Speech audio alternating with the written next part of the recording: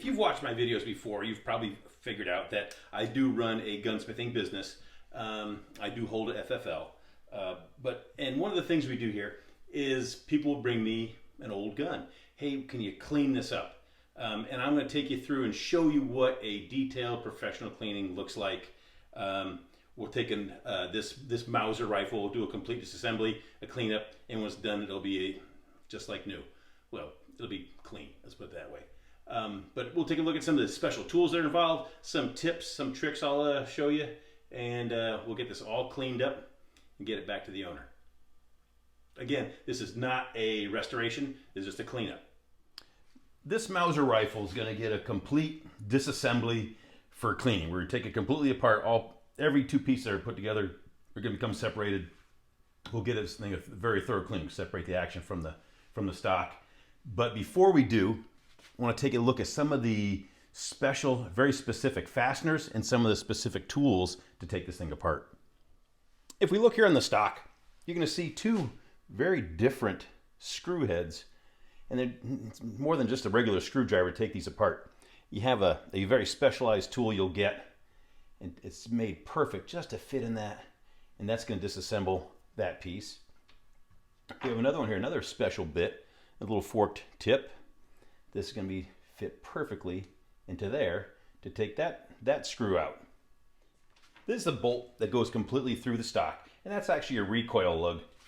And there's a special tool to take this apart, but if you'll notice, this one doesn't quite match up. It doesn't quite fit. So I have the right tool, but it's just not quite, doesn't quite fit in there. So I have to come up with something improvised. What I'm gonna do is I'm gonna take a chain nose pliers. You see it's got the very stout, very thick. I could use needle nose pliers. They tend to be a little bit more flexible though. This is gonna be a little more stiff, a little bit more rigid. And we can put those in those holes. Now, if I was to just twist this, I'm gonna get a lot of flex, a lot of twist, a lot of bend, and possibly pop it right out of those holes. So what I can do is I can take either my crescent wrench, or I can take my parallel jaw pliers, and I could squeeze down around close to the base here, put the holes in, and now with those parallel jaw pliers, I can twist, I can rotate, and I can turn, I can get that thing broken free. You know, it's probably been in there for close to 100 years. Now I get this, and you can't see through my hands, I know, but now it's able to turn. I don't want to break it free just by bending and twisting and turning on this pliers. I want to have that parallel jaw pliers right up close to the base, so I can get a real good torque on there and free that up. So anytime I have a stuck screw like that, it's been there for, this is a VZ-24, so it's probably been there for 90 years or more. I want to break that free. I want to get a little bit of leverage. So improvised tools when the correct tool doesn't seem to fit. All right, before I remove the action from the stock, you'll see we've got the main screw here, and we've got this other screw retains it. And I've already selected the right bit. Here's how you know you have the right bit. It fits into that screw snugly, where you can just stand that bit up. There's not wobble. There's no play in there. It's not going to jump out when I go to turn this. I don't want that screw to jump out and bugger up the head of the screw here. So you got to get a screw that fits as exact as you can get, with no wiggle, no wobble. And like I said, that thing's going to be the perfect fit for that screw head. So let's go ahead and we'll loosen this up. And this screw doesn't really need to be removed. Sometimes we just kind of break this free. There, that was an easy one. There's a little half moon there cut out of it. I don't know if you can see that, if that's going to pick up on the video or not. There's a little half moon that's going to allow this larger headed screw, and I've selected the correct bit for that one too. I've already got the right bit there. Now, with that little half moon lined up for that big screw head that allows it to turn, this screw is going to now be able to come out of there. We'll get this thing. And that's easy. That was already been. This screw's been out before. That wasn't frozen at all. So that's gonna turn right out. So we'll get these screws removed, and we'll get this action taken out of the stock. Loosened up this sling attachment. That long screw comes out. To get that off, now this lug here where there's a spring. We'll push that in, and this whole thing should just slide. Oh, there we go. That was easier than I expected. So now we've got this spring here. That I'll just get that drifted out. I've got a very small punch on the back side of that spring. I'm just going to go find that hole. I'm just going to tap. There we go. You feel it moving. If we turn that over, we can see that that spring is just about out. We'll just pull and move it the rest of the way. So now that spring, don't lose that thing. You'll never make another one. Now we can take all this off towards the front. We're going to remove this front handguard. We'll slide that sling sole and that retainer up forward. Now this whole barreled action should just lift. Right, there we go. Lift it right out. There we go. There's the top pass. You'll see that here's a clip retaining this top piece of wood down. We've got our action out. Now this is going to be further disassembled and we'll get ready to get cleaned up. We'll set this aside for now. We just turned that whole, kick the camera. We just turned that whole stock over. Remember we loosened those two screws, took those out before. This whole trigger guard and this magazine should, if we get that thing to come up, should lift right out. Yeah, should lift right out. Let's see if we can get that to come out.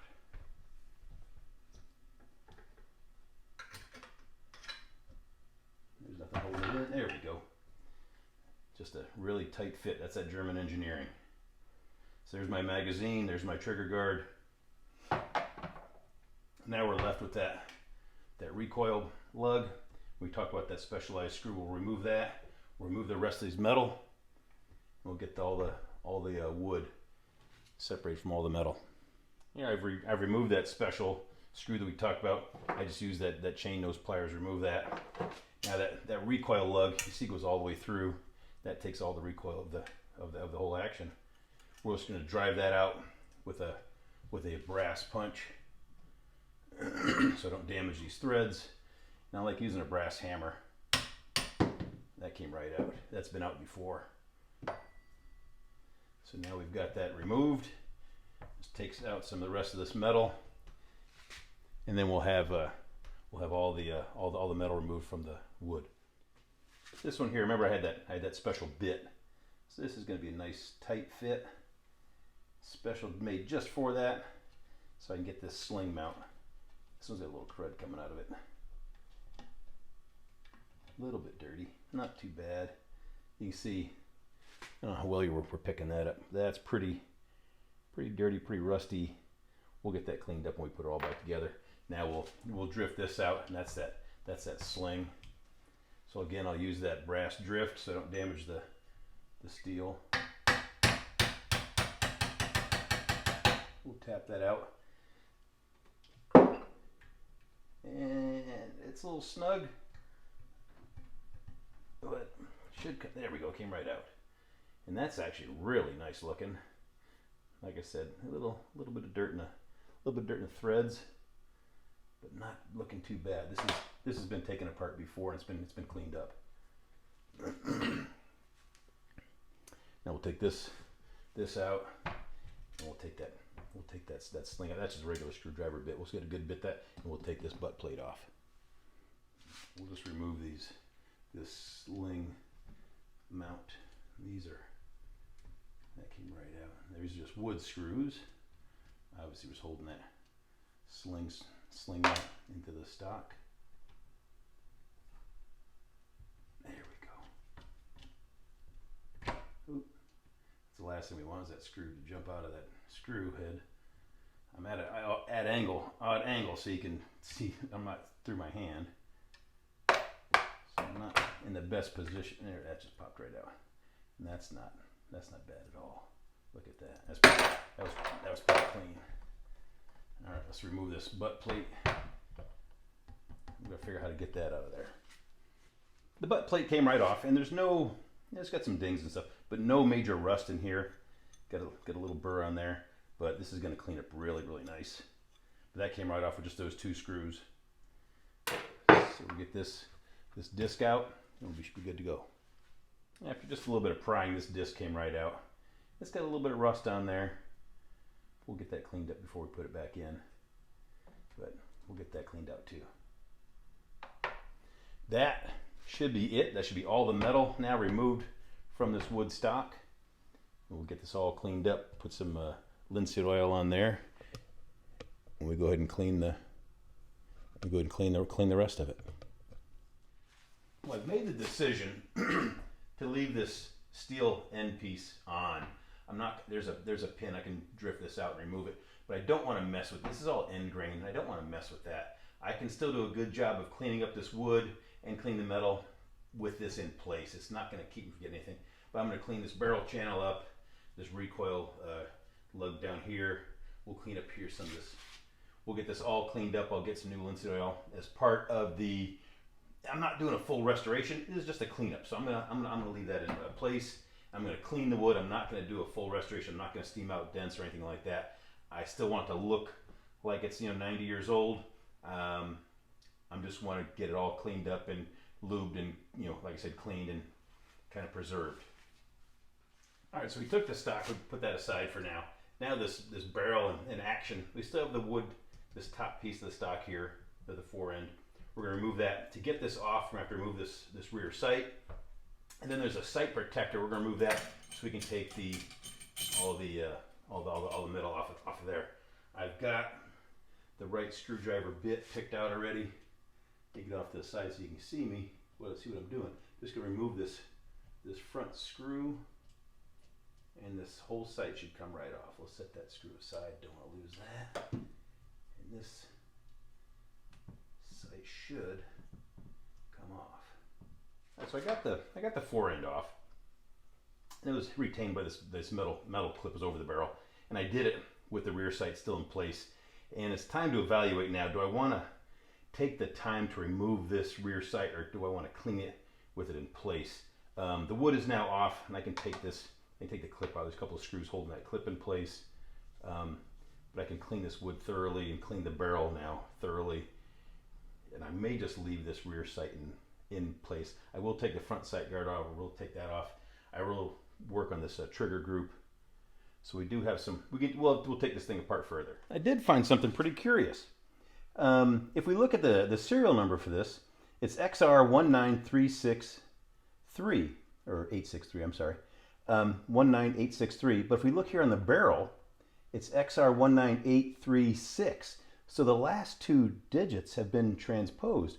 I think this is original barrel to action. I think when they were stamped, they just got stamped with the wrong number. Kind of interesting, because this ends with a 6.3, this ends with a 3.6. And I don't think you would swap barrels and get within 60 in the, or 30 in the serial number range. So I think when this thing was assembled, the numbers were just transposed and it was stamped with the wrong number. Kind of a curiosity. This has been where those clips, that metal clip had gone over. Kind of did a little scratch there, went right over the numbers. I didn't even know those numbers were there until this fore end came off. All right, I just drifted that pin that retains this trigger out. We see this, it's spring loaded. I just had to retain that with my thumb. And we can see here we got quite a bit of wear and quite a bit of grease in there. Old grease. This is going to clean up. We should have a little nicer trigger pull. We'll clean this spring up. And that should get us a little better movement. And we can see here, this is why we take it apart. So any two pieces got to come apart. We got the trigger out of there. We'll get this all cleaned up. We'll get this put back together. It'll be like brand new. It'll never be new again, but you know what I mean. Kind of a very simple trigger. And sear mechanism. There's a little bit of wear in there. We'll get that all cleaned up. We'll get this separated out. Complete disassembly. All right, so I've separated the trigger from this housing group here, and I've done a preliminary cleanup already with the mineral spirits. It's cleaned up quite a bit already, but there's still a lot of carbon just flaking off of there. We'll scratch that off. We'll get this cleaned up again in the mineral spirits, and this is going to clean up really nice, I think. You can see we're down in here. We'll get all that cleaned up too. That's it's That's kind of gross. We'll get that out of there. It's a little bit nasty down in that spring retaining hole. Getting a lot of dirt and yuck out of there. All right, parts like this trigger, now that they've been cleaned, I'm going to put this back together. You can see I did, clean down where that spring is. And you could oil this, but this is going to stay together for quite a long time, maybe another 100 years or so. And eventually the oil is going to run out. So what I'm going to do is I'm going to put a little grease on here, and I'm going to assemble it back. Just a little thin coat of grease. You see the shiny spot where there's wear. I want to make sure I get a little bit of grease on there, and a little grease on the other side, so it is going to move better. And grease over time won't run out. It won't, because grease, oil is a liquid. So over time, the thing's sitting in a gun rack or a gun safe, eventually that oil will run out, whereas grease is going to stay in place. So I am going to put a little bit of lithium grease on there when I put this back together. In fact, I'll just do it right now. We're just going to a little touch of grease. And this is not, I'm hitting it with a brush. And I'll probably wipe it down with my finger a little bit. But I'm going to put that back together. And that'll be how that's going to go back. And we'll just drive that pin back in. In fact, let's just do that. So we gotta get that pin in that hole. Let's get that retained.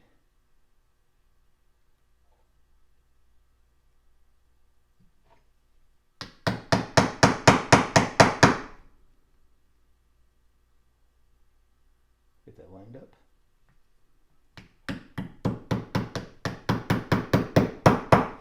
It's funny it goes in so much easier once it's lined up. And there we see that grease in place. That's gonna move a lot better. You can see that sear engagement's much cleaner. That spring pocket, all that's gonna go together real nice. So we'll start getting this put back together after it's all cleaned up. Look at that. Look at where moving much easier than it was. We'll wipe off some of that extra grease. We don't need all that on there. Just enough to keep it from rusting and keep it lubricated. All right, now we've got the spring cleaned up. We can put that back in there. What I'll do is I'll put a little, you can see it's taken a bend over the years. We want to make sure it's oriented the same way it came out. So we'll get that put back that way. I'll put a little bit of grease on there. I don't want to put too much on there. Get a little bit of grease on there to retain that. So there is going to be some movement. So we do have a little bit of grease in that pocket. So we should be good to go for there. We'll do that. Good for the trigger. We'll work on the rest of this bolt and the rest of the mechanism. All right, so we've been working on the bolt. We got that extractor off, and then we're looking at the bolt. Look at the amount of dirt and crap you're gonna find. Look at this. That's all yucky. So we'll get this cleaned up. I'm gonna do all this off camera. I don't want to bore everybody. This could be like a 2-hour-long video. I don't want to do that. Ugh.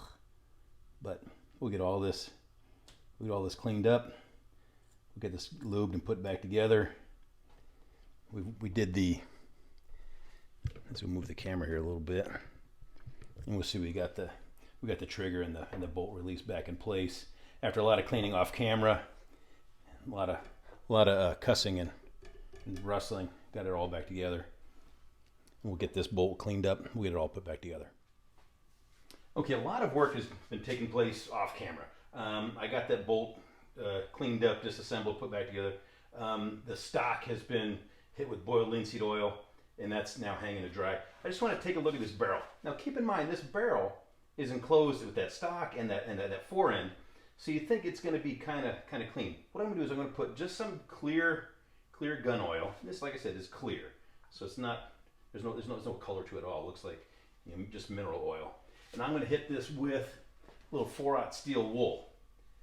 So this is that. It looks like a brand new barrel when we're done. Watch this. So it's going to hit this barrel with that clear gun oil and this 4/0 steel wool.